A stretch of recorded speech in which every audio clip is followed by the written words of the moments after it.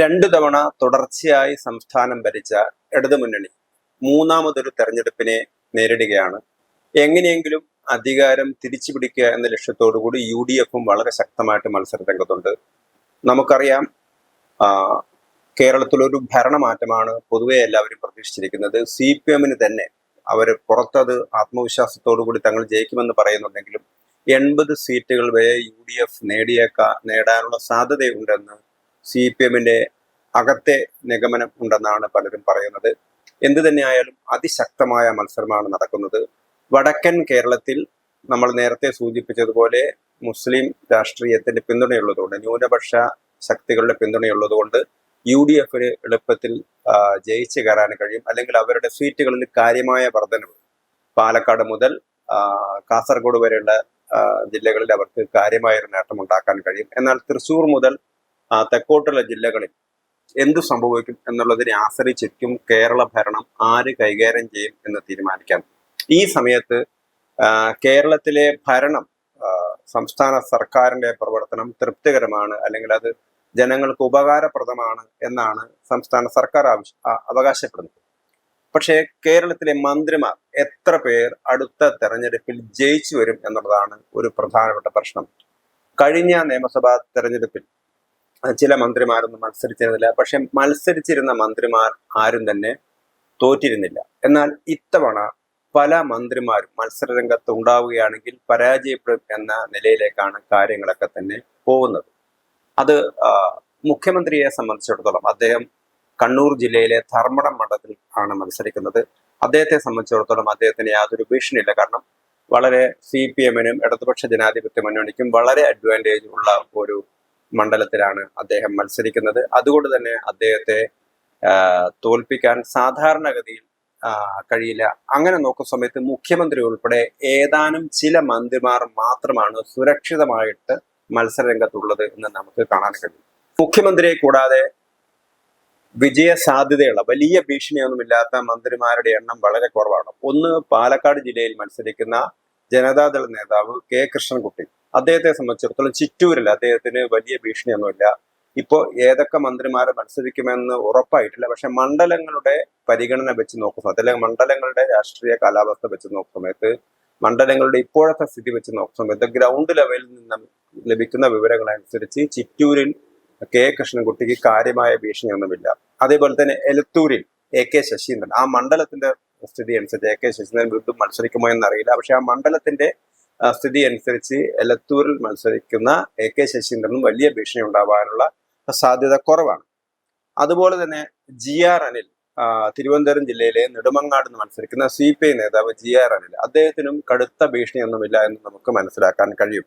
ഏറ്റുമാനൂരിൽ വാസവൻ, ഏറ്റുമാനൂർ മണ്ഡലം 2009 ആ പുനഃസംഘടനയ്ക്ക് ശേഷം നടന്ന തെരഞ്ഞെടുപ്പ് 2011 തെരഞ്ഞെടുപ്പ് നടന്നത്. ആ തെരഞ്ഞെടുപ്പ് നടന്നത് മുതൽ CPMന്റെ ശക്തി കേന്ദ്രങ്ങളായിട്ടുള്ള തിരുവാർപ്പ്, കുമരകം പ്രദേശങ്ങളൊക്കെ തന്നെ ഏറ്റുമാനൂർ നിയോജക മണ്ഡലത്തിലാണ്. അതുകൊണ്ട് തന്നെ വലിയൊരു ഭീഷണി VN വാസവൻ നേരിടുന്നില്ല എന്നാണ് നമുക്കിപ്പോ മനസ്സിലാവുന്ന ഒരു വിവരം. അങ്ങനെ നോക്കുന്ന സമയത്ത് വലിയ ഭീഷണി ഇല്ലാത്ത മന്ത്രിമാരുടെ എണ്ണം 3ഓ 4ഓ ആയിട്ട് ചുരുങ്ങുകയാണ്.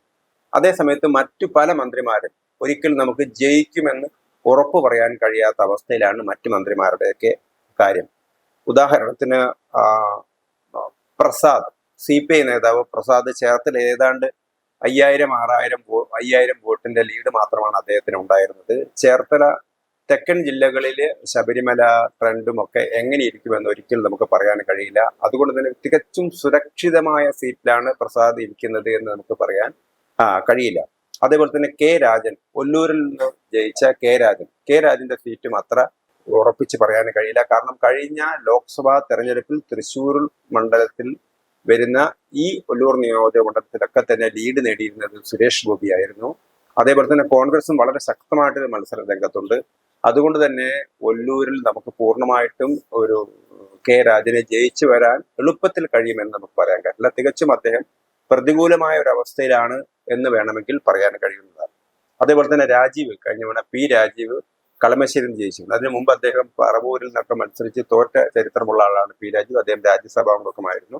പക്ഷെ കളമശ്ശേരിയിൽ അദ്ദേഹത്തിന് കഴിഞ്ഞ തവണ എളുപ്പത്തിൽ 10-15,000 വോട്ടിന് ജയിക്കാൻ കഴിഞ്ഞു. പക്ഷെ ഇത്തവണ സ്ഥിതിഗതികൾ അദ്ദേഹത്തിന് തികച്ചും അനുകൂലമാണ് എന്ന് പറയാൻ കഴിയില്ല.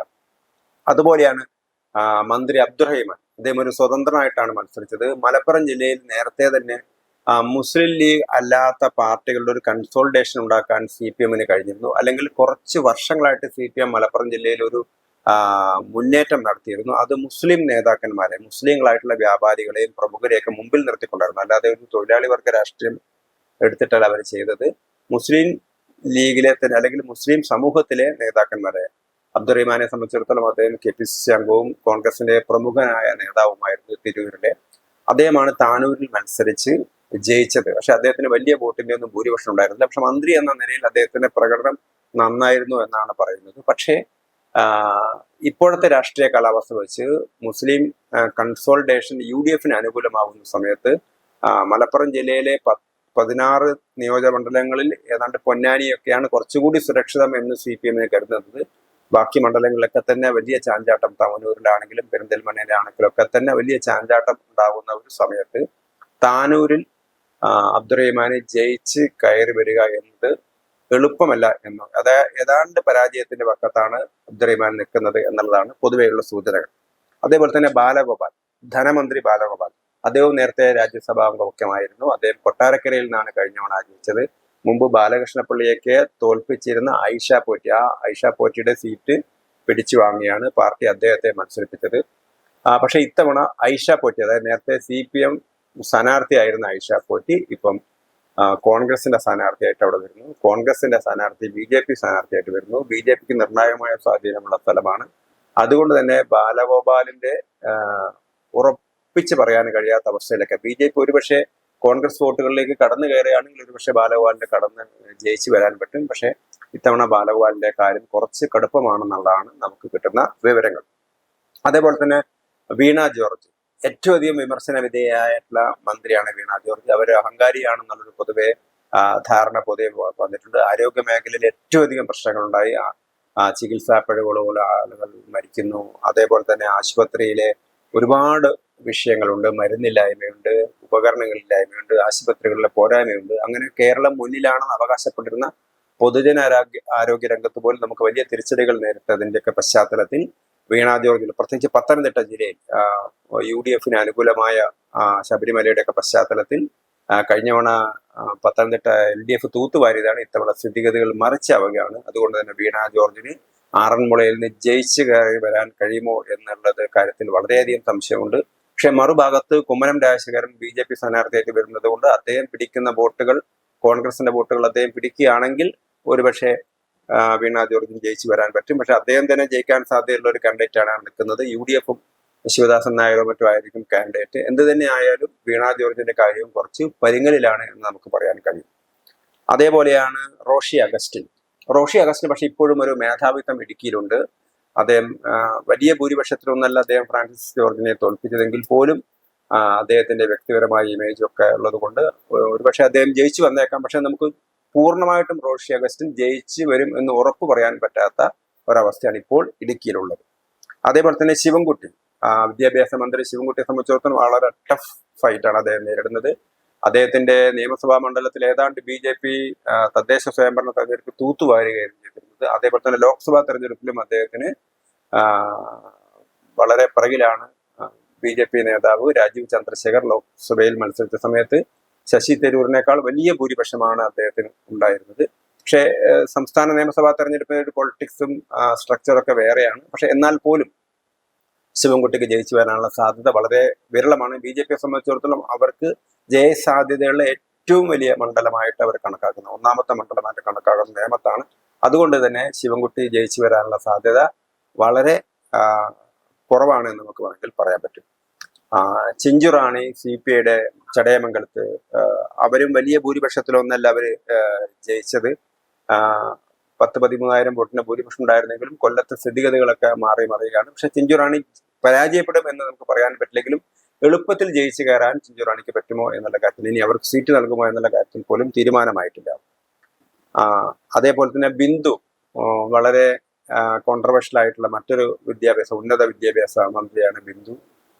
തൃശ്ശൂർ ജില്ലയിൽ BJP വളരെ ശക്തമായിട്ടുള്ള മത്സരം കാഴ്ചവെച്ച ഒരു സ്ഥലമാണ് ഇരിഞ്ഞാലക്കുട. നേരത്തെ ജേക്കബ് തോമസ് ആയിരുന്നു അവിടുത്തെ സ്ഥാനാർത്ഥി. ഇപ്പോഴും അദ്ദേഹം സ്ഥാനാർത്ഥിയാകുമോ എന്ന് പറയാനായിട്ടില്ല. അതുകൊണ്ട് തന്നെ തൃശ്ശൂരിൽ ഒരുപാട് CPM-ന്റെ കരിവണ്ണൂർ സഹകരണ സംഘം തട്ടിപ്പുകൾ, അങ്ങനെ ഒരുപാട് വിഷയങ്ങൾ പ്രാദേശിക തലത്തിലുണ്ടായതാണ്. അതുകൊണ്ട് തന്നെ ബിന്ദുവിന് ജയിച്ച് കയറാൻ കഴിയുമെന്ന് നമുക്ക് ഉറപ്പ് പറയാൻ പറ്റാത്ത അവസ്ഥയാണ്. അപ്പൊ ഇങ്ങനെ നോക്കുന്ന സമയത്ത് പിന്നെ സജി ചെറിയാനാണ് കുറച്ചുകൂടി കംഫർട്ടബിൾ ആയിട്ടുള്ള ഒരു, കാരണം നല്ല ഭൂരിപക്ഷം അദ്ദേഹത്തിനുണ്ട്. പക്ഷെ അവിടെയും BJP വളരെ നല്ല മത്സരം കാഴ്ചവെക്കുന്നുണ്ട്. ആ BJP മത്സരം കാഴ്ചവെക്കുന്ന ഒരുപക്ഷെ സജി ചെറിയാൻ അനുകൂലമാവാനാണ് സാധ്യത. അദ്ദേഹത്തിന് സീറ്റ് കൊടുക്കുമോ എന്നുള്ളത് വ്യക്തമായിട്ടില്ല. എന്നാൽ പോലും സജി ചെറിയാൻ മറ്റ് പിറകിൽ നിൽക്കുന്ന മറ്റ് മന്ത്രിമാരെക്കാൾ കുറച്ചുകൂടി കംഫർട്ടബിൾ പൊസിഷനിലാണ് നമുക്ക് വേണമെങ്കിൽ പറയാൻ കഴിയും. പിന്നീടുള്ളത് OR കേളുവാണ്. വയനാട്ടിലെ 3 നിയോജകമണ്ഡലങ്ങളിൽ മാനന്തവാടി മാത്രമാണ് LDF-ന്റെ കൂടെ നിന്നത്. പൊതുവെ വയനാട് ഒരു UDF അനുകൂല മണ്ഡലമാണ്. കഴിഞ്ഞ ലോക്സഭാ തെരഞ്ഞെടുപ്പിലൊക്കെ UDF-ന് അനുകൂലമായ ഒരു തരംഗമാണ് ഉണ്ടായിരുന്നത്. അതുകൊണ്ട് തന്നെ OR കേളു ജയിച്ചു വരാനുള്ള സാധ്യത വിരളമാണ്. പക്ഷെ CPM പറയുന്നത് വടക്കൻ കേരളത്തിൽ അവർക്ക് കിട്ടാവുന്ന സീറ്റുകളിൽ ഒന്ന് മാനന്തവാടിയാണെന്ന് അവർ പറയുന്നത്. എന്നാൽ പോലും നമുക്ക് ഉറപ്പിച്ച് പറയാൻ മന്ത്രി OR കേളു ജയിച്ചു വരും എന്ന് ഉറപ്പിച്ച് പറയാൻ പറ്റാത്ത അവസ്ഥയാണുള്ളത്. ഇങ്ങനെയാണ് CPM മന്ത്രിമാർ സ്ഥിതി. ഇതിൽ ഒരു മന്ത്രിയുടെ പേര് കൂടി പരാമർശിക്കാനുണ്ട്. മുഹമ്മദ് റിയാസ് ആണ്. മുഖ്യമന്ത്രിയുടെ മരുമകനാണ് അദ്ദേഹം. അദ്ദേഹത്തിനെതിരെ വലിയ ആക്രമണത്തിന്റെ കുന്തമന ഉയർന്നാണ് പല കാര്യങ്ങളും. കാരണം അദ്ദേഹമാണ് മുഖ്യമന്ത്രിയെ ഡിഫെൻഡ് ചെയ്യാൻ അദ്ദേഹമേ ഉണ്ടായിരുന്നുള്ളൂ എന്നുള്ള വിമർശനങ്ങളൊക്കെ ഉണ്ടായിരുന്നു. പക്ഷെ അദ്ദേഹം ബേപ്പൂരിലാണ് മത്സരിക്കുന്നത്. CPM-നെ സംബന്ധിച്ചിടത്തോളം വളരെ കംഫർട്ടബിൾ ആയിട്ട് അവർക്ക് നല്ല ഭൂരിപക്ഷമുള്ള മണ്ഡലമാണ് ബേപ്പൂർ. പക്ഷെ ഇത്തവണ PV അൻവറാണ് മത്സരിക്കുന്നത്. അൻവർ വളരെ ശക്തനായ ഒരു കാൻഡിഡേറ്റ് ആണ്. കാരണം മുൻ കോൺഗ്രസ്സുകാരനാണ് അദ്ദേഹം. പിന്നീട് അദ്ദേഹം CPM-ന്റെ ആളായിട്ട് സ്വതന്ത്രനായിട്ട് മത്സരിച്ച് ജയിച്ചു. CPM-ന്റെ ശക്തനായിട്ടുള്ള ആളായിട്ട് വന്നിരുന്നതാണ്. പക്ഷെ ഏറ്റവും ഒടുവിൽ പിണറായിയോട് തെറ്റിയിട്ടാണ് അദ്ദേഹം UDF-ലേക്ക് വീണ്ടും വരുന്നത്. നിലമ്പൂർ ഉപതെരഞ്ഞെടുപ്പിലൊക്കെ അദ്ദേഹത്തിന് വലിയ റോൾ ഉണ്ടായിരുന്നു. അദ്ദേഹം എവിടെ CPM-നെതിരെ മത്സരിക്കാനും തയ്യാറാണെന്ന് പറഞ്ഞിരിക്കുകയാണ്. ഇപ്പം പിണറായിസത്തിനെതിരായിട്ട്, അതുകൊണ്ട് മരുമകനിസത്തിനെതിരായിട്ട് പിണറായിസത്തിനെതിരായിട്ട് താൻ മത്സരിക്കുമെന്നാണ് അദ്ദേഹം പറയുന്നത്. അതുകൊണ്ട് തന്നെ ബേപ്പൂർ ഒരു മുസ്ലിം സ്വാധീനമുള്ള ഒരു സ്ഥലമാണ്. എങ്ങനെ വോട്ടുകൾ മറിയും എന്ന് നമുക്ക് പറയാൻ കഴിയില്ല.